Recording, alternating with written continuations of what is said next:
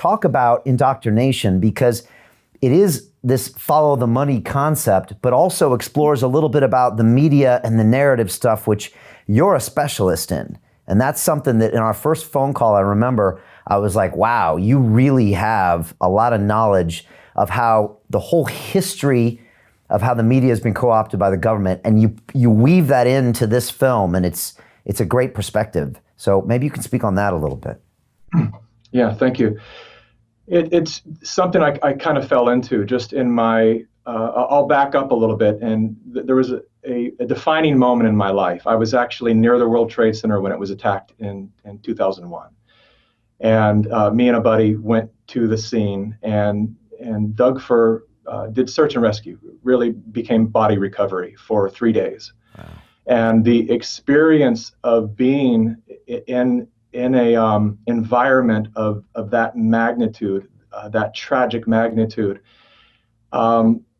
was something that definitely is a wake-up call. But the thing that happened for me really on about day 2.5 was the witnessing of 2,000 men and women who had already been told, we'd been advised that the air that we were breathing was incredibly toxic and would likely cause health issues in the future. And it did for a lot of people. And to see that when that announcement was made, not one person left, because there was still a chance that one human life could be saved. We were, in elevator shafts pulling out bodies, and at the very slight chance that one life could be saved, all of these people risked their lives, their healthy bodies. And when I saw that, it shook me to the core, because at that point I was pursuing a very typical Hollywood career. I wanted the fame, I wanted the power, I wanted to be known. And it just really had me re-examine as I watched, earth-moving vehicles plow through $200,000 cars that were parked on Wall Street just to get to, the point of rescue for people, and realize how quick the material world it means nothing.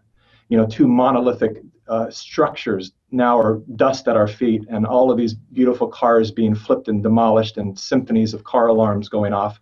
There was a moment that I just stood back and had to re-examine the material world and everything that I thought was important.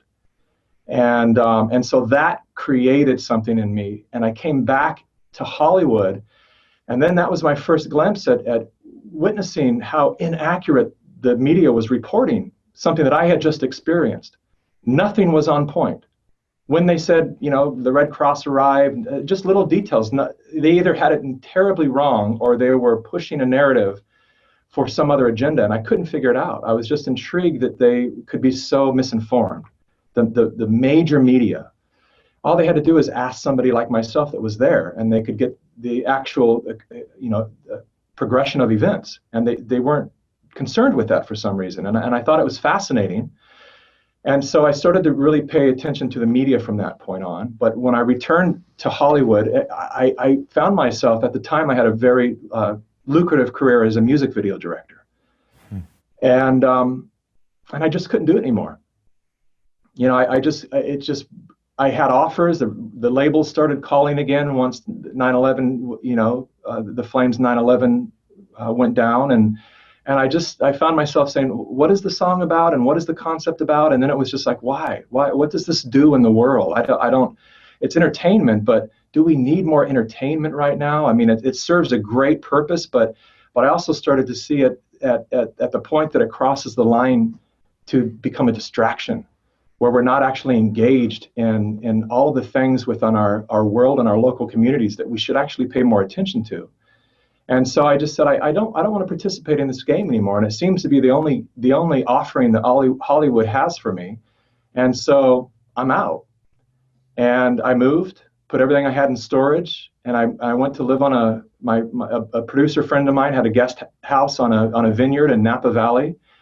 And I was hired to actually write the sequel to an iconic movie. And so I had enough money to survive for a year and just rethink and reinvent what the hell I want to do with myself in my life.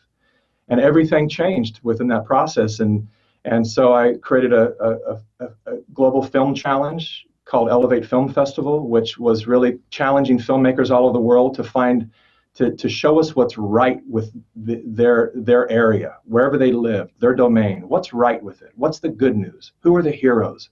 What are the new technologies that we all need to know about? Because we don't get to see any of this stuff on the news. It's just always that it just features the worst side of humanity. Let's feature the good side of humanity, because there's so much more good than there is negative. But it doesn't look that way if your only window to the world is a little screen.